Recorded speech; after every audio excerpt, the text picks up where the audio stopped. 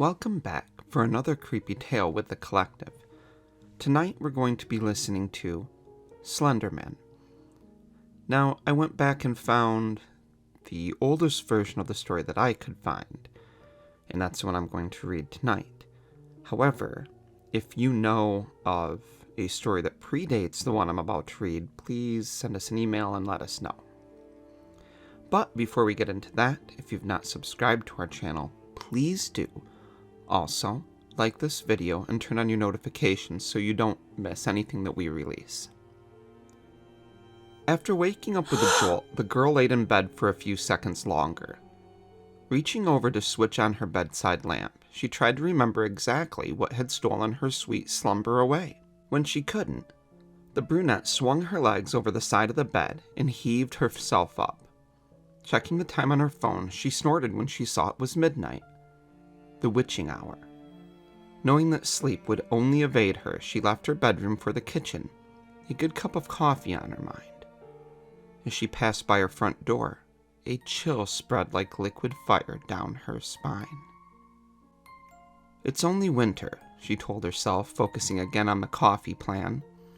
Measuring out scoops, water, and preparing her cup kept her occupied, but as the dark liquid boiled, she had nothing left to keep her mind from wandering off.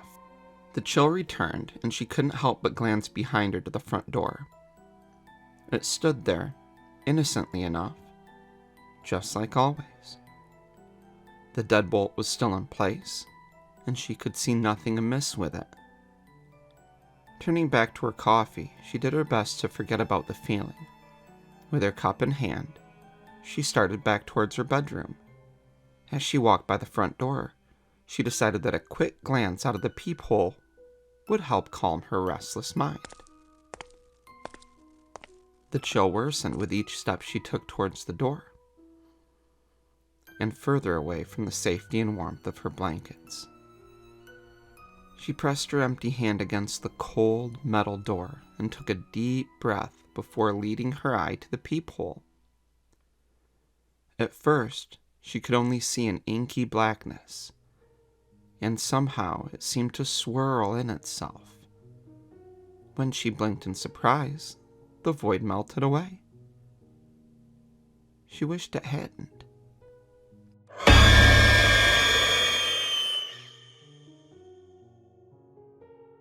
In its place, there stood what she could only guess was once a man. The limbs were long and inhumanly awkward, with bulky joints branching off into several arms not unlike the branches of a tree. The creature was draped in a black suit, somehow making the thing more nightmarish for her. The icing on the proverbial cake, however, was what passed as the hellish thing's face. It was as though her mind blurred the ghastly visage to spare itself further shock and horror. She shoved herself away from the door with the hand still pressed against it. The scalding mug of coffee fell, the liquid burning her bare legs as she fell backwards and tried to crawl away from the door. She knew, somehow, that her mind hadn't been playing tricks on her. As she crab walked away from the door, she watched as tendrils, as black as the void she first saw, snaked around through the cracks. The girl was trapped between the instinct to flee and the gut feeling to not turn her back on the door.